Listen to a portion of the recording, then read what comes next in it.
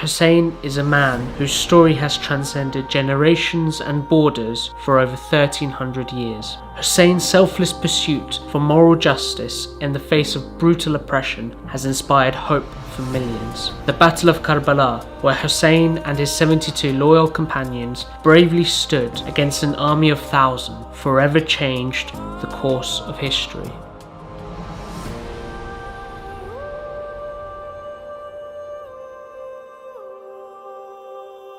Hussain was born in 626 AD in the city of Medina to the noble family of the Prophet Muhammad. He was raised by a family renowned for their honesty, compassion, and justice. He was revered and celebrated by people from different walks of life. Every lover of truth and every lover of justice loved Hussain alayhi salam. And this, no doubt, began way back while they were in the holy city of Medina. The values that he adopted as a child were the values that he learnt as he grew up. And he grew up in the holiest of houses. He grew up with his grandfather, the Prophet. As a young child, Hussain witnessed his grandfather's struggle to establish a morally just and compassionate society. They embraced a very sincere life, a very humble life. They prioritized charity, giving, and working to improve the societies they were in. Arabian society was plagued by violence and corruption. Muhammad's rise and the advent of Islam eradicated much of this injustice, and the people had widely adopted a moral way of living. In 632 AD, the Prophet Muhammad passed away, devastating a young Hussain. What followed after would impact Hussain in ways he could not yet comprehend. Shortly after the Prophet's death, the leadership of the newly formed nation fell into dispute. Divisions amongst the people emerged, and a violent power struggle fractured the nation for over 30 years, which led to a lengthy civil war between Hussein's father, Ali ibn Abi Talib, and Muawiyah. Muawiyah, who was originally from a tribe or clan which had in the early years opposed the Prophet's message and Islam, took power. Started off in his power base in Syria, in Damascus. Ali ibn Abi Talib was assassinated, and Muawiyah assumed full control. Choosing to avoid further conflict, Hussein's elder brother, Hassan, made a treaty with Muawiyah, which would prevent Muawiyah from passing on rule to his son, amongst other things. These clauses of the truce were basically violated, and the ultimate expression of that violation was the actual assassination of Hassan himself around 10 years after that. Having violated the treaty, Muawiyah allowed his son Yazid to take over the power. Yazid was widely regarded as a tyrannical and cruel narcissist who wanted to rule with an iron fist. Yazid sought the allegiance of Hussain to cement his claim to power and gain credibility. One of the needs, one can say, of an oppressive regime is the need for legitimacy. And the important sources of that legitimacy has to come from prominent members of the society who are respected for their high morals to support them. Having witnessed years of injustice and the steady moral decay of his society, Hussain knew he had to draw a line with Yazid to prevent the total collapse of the nation to the hands of a despotic tyrant. Hussain refused to pledge allegiance to Yazid. In one sense, he was very divisive, but usually when people fight for justice, they are divisive. Usually it divides the community, those in favor of what is right and those who are not. And so in his very divisiveness, he was really making a stand that separated the good from the bad, the just from the unjust. Fundamentally, Hussain is not interested in the fight. He's not interested in taking to battle, but rather he's interested in making people aware of what's actually going on in the world, how things have changed since the demise of the Prophet. Not being able to get an endorsement from Hussein, Yazid threatened to assassinate Hussein. Wanting to avoid violence, Hussein left his home and travelled to the city of Mecca. Here, Hussein sought to rally the people and delivered a passionate sermon rebuking the community leaders who had failed to stand against Yazid, saying, "You have taken lightly your duties as leaders. You have neglected the rights of the oppressed and the lowly, but have assiduously pursued what you regard as your personal rights." His moral justice was quite a simple issue. It was that we must be willing to take a stand and even die for what is right, that there can be no compromise.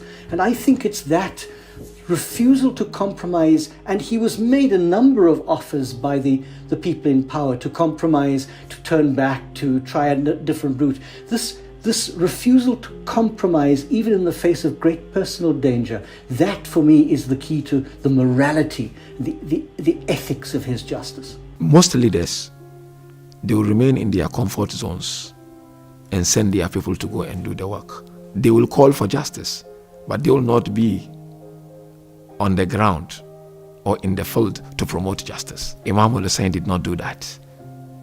Imam al-Hussein alayhi salam led from front. Hussein had received hundreds of letters from the residents in the city of Kufa, present-day Iraq, pledging their support in the struggle against Yazid. As the threat of violence increased, Hussein departed from Mecca, along with his family and loyal companions, and began the long journey towards Kufa. When Yazid became aware of Hussein's intention, he dispatched a brutal governor to quash the dissent, but Hussein persisted with his movement eastward. As Hussein got closer to Kufa, he was intercepted by a battalion of Yazid's army, led by a commander called Hur. Hussein, his family and companions were prevented from going any further and were forced to stop in a dry desert land known as Karbala. Hur and his entourage of forces came. His horses and his soldiers were thirsty. Hussein offered them water. He did not say, "These people are here to monitor me and to make life difficult for me and to block my way." He gave them water. Hussein's selfless act of kindness was to be met in turn with a cruel response by Yazid's army, who proceeded to surround Hussein's camp and cut off the water supply. Hussein, his family, and small army of around 72 were left thirsty for 3 days in the blistering heat. Hussein said something which rings very true for the human condition. He said, "Human beings are slaves to the world. As long as our situation is fine, we have food, we have water, we have money, we have the basics, people will profess their beliefs, they will profess their religion on their tongues. But when people are tested, when people are tried, very few people remain who are sincere and devoted." On the eve of Ashura, Abu Abdullah gathered all his companions and he asked for the candle to be switched off. So it was put off. And he said to his companions, "I am the target, you are not the target. Why don't you go? And no blame on you." Each and every one of them stood up and pledged their allegiance to Abu Abdullah Hussein alayhi salam. As the sun dawned on what is known as the day of Ashura, Hussein and his brave army of 72 prepared to make their final stand of honour and dignity against an army of thousands.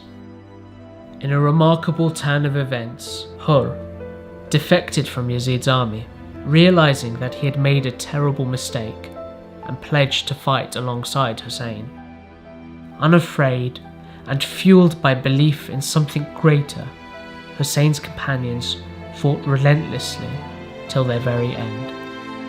each of these members of his family went out one by one, often reciting extraordinary poetry and dying one by one in front of Al-Hussein, and all of them, as they went out to fight, claiming the reason why they were doing this, that it wasn't just because they liked him, but because they believed in his cause. In the heat of battle, and despite witnessing the horrific killing of his close friends, Hussein would be heard praying for his enemies, hoping they'd cease partaking in this atrocity. One after the other, Hussein's closest family members were slain in battle as they fought heroically, with each member of his family killed in front of him, including his beloved sons, nephews, and brother. Hussein would rush valiantly into the battlefield to aid them in their last moments. None was spared, not even Hussein's 6-month-old baby, Ali Asghar. Imam al-Hussein carried this young boy, placed him on his chest, and he walked to the battlefield. He looked at the camp of the enemies. He called out, "Am I the target or this infant? Why don't you give him water?" And this created a consternation in the opposing army. And when the leader, Umar ibn Sa'ad, saw that, he called out for them to silence Hussein's argument, meaning to kill that child.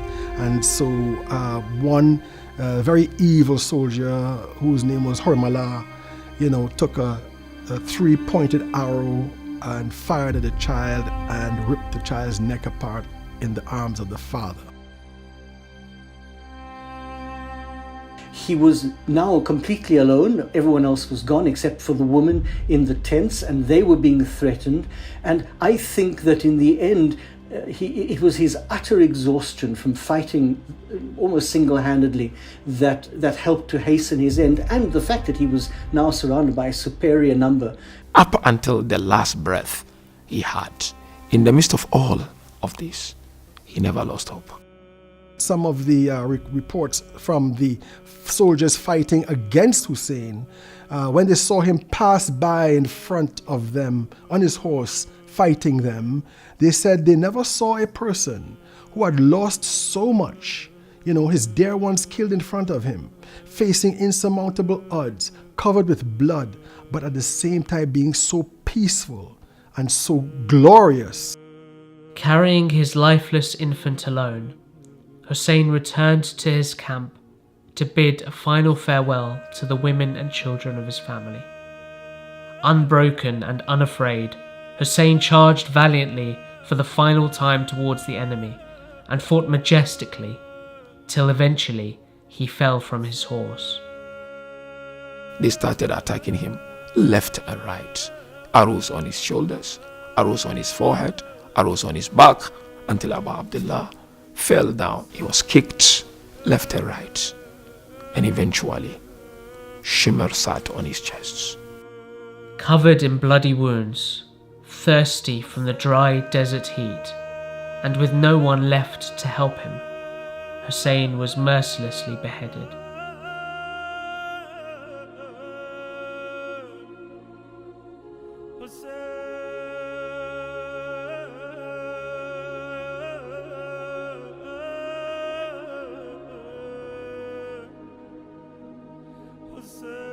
After the killing of Hussein, those who'd been killed were beheaded. The tents of the women were burnt. The women were taken as prisoners. The texts tell us that the women and the children were transported in a very brutal manner to the various leaders of the time, first of all to Kufa and then to Damascus, where they were humiliated and interrogated. But of course it is the lady Zainab, who cannot be separated from her brother, who keeps all of this alive and begins to retell the tale. And so it's a terrible time, and it's the beginning of something absolutely wonderful. Following the tragic killing of Hussein, his sister Zainab carried the flag of Hussein's mission and became the moral support for the women and children who had been taken captive. Famously, when asked how she perceived what had transpired, she replied eloquently, "I saw nothing but beauty."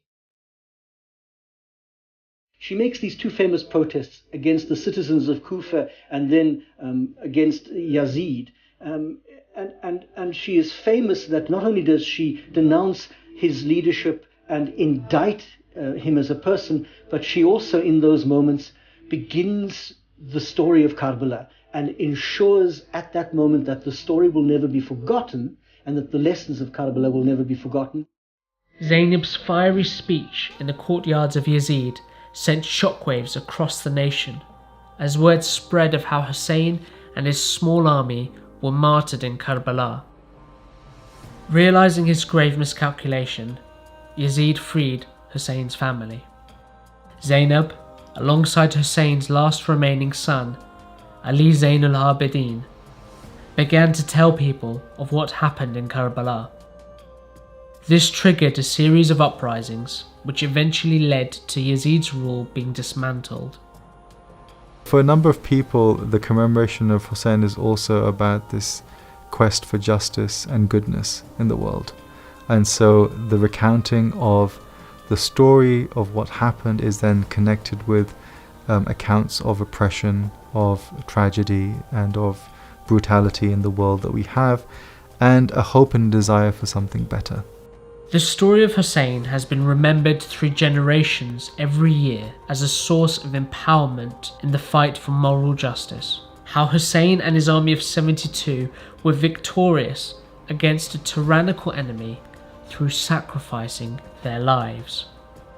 1300 years later, millions of people from all backgrounds flocked to pay tribute to Hussein at his shrine in Iraq. Every time we stand up to fight and we are prepared to sacrifice everything for truth, we are like Hussein. The reason why people can aspire to be like Hussein is because he transcends religious borders and political borders. Justice is a human thing. All human beings, even non-religious human beings, are bound by justice. The revolution continues. We have to create now a Husseini society, which is a society of justice and a society of brave people, who are not afraid of fighting for truth.